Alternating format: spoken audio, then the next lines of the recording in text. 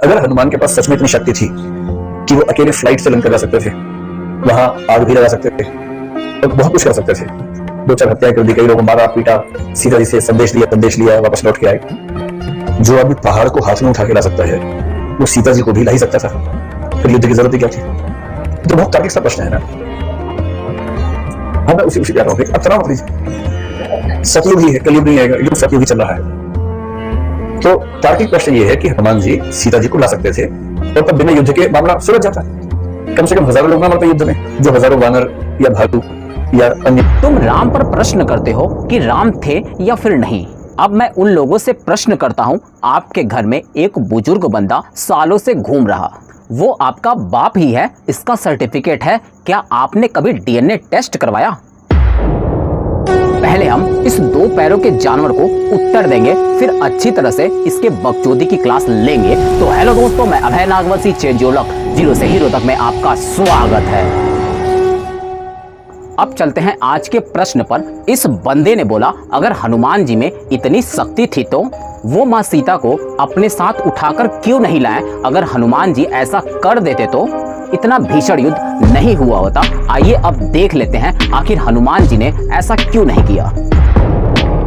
महर्षि वाल्मीकि के रामायण के सुंदरकांड के 37वें सर्ग में 39वां श्लोक है। यहाँ पर हनुमान जी और माता सीता का पहली बार मुलाकात होता है और यहाँ पर हनुमान जी माँ सीता को भगवान राम द्वारा दिया गया आभूषण देकर यह विश्वास दिलाते हैं कि वह भगवान राम के दूत हैं। फिर हनुमान जी माँ सीता से बोलते हैं, हे माता, मुझ में पर्वत, वन, 4 दीवारी, नगर द्वार सहित इस लंकापुरी को रावण सहित उठा ले जाने की शक्ति है, अतः आप मेरे साथ चलने का निश्चय कर लीजिए, आपकी आशंका व्यर्थ है। माँ विदेह नंदिनी, आप मेरे साथ चलकर लक्ष्मण सहित श्री रघुनाथ जी का शोक दूर कीजिए।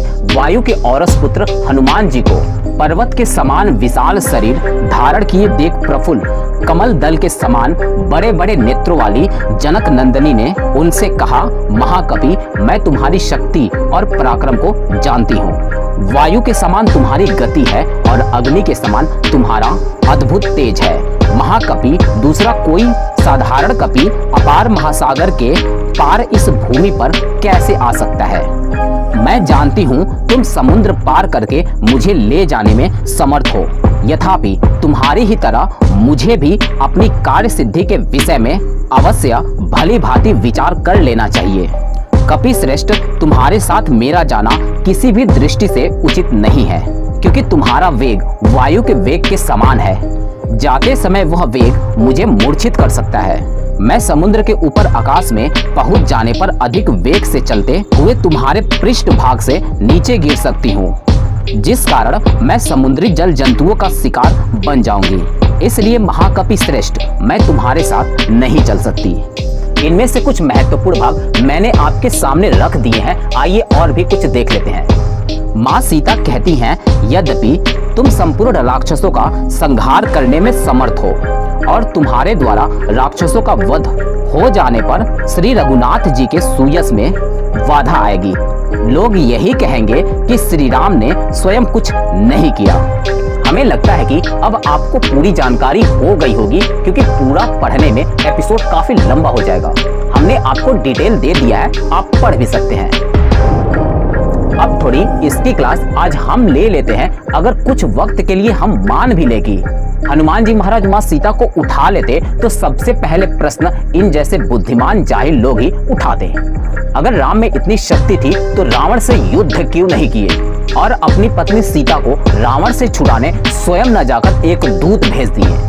ऐसा बिल्कुल भी नहीं है कि इस बंदे को यह सब जानकारी नहीं होगी, हमसे और आपसे कहीं ज्यादा होगी। लेकिन इन जैसे मंद बुद्धि लोगों का एक ही टारगेट है और वो है सनातन, क्योंकि यह कुरान पर टिप्पणी नहीं कर सकते, अन्यथा शांति प्रिय कौम ऊपर से 6 इंच छोटा कर देगी। इस बंदे को आपने किसी भी सनातन संत का नाम इज्जत से लेते कभी नहीं सुना होगा।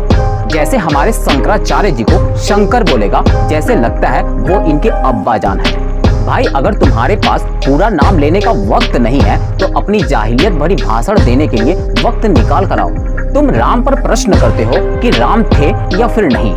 अब मैं उन लोगों से प्रश्न करता हूं, आपके घर में एक बुजुर्ग बंदा सालों से घूम रहा, वो आपका बाप ही है, इसका सर्टिफिकेट है, क्या आपने कभी डीएनए टेस्ट करवाया? अब ऐसे बुद्धिमान दो पैरों के जानवर रूपी शिक्षक हमारे भारत का भविष्य तैयार करेंगे तो आखिर कितना उज्जवल होगा हमारे भारत का भविष्य।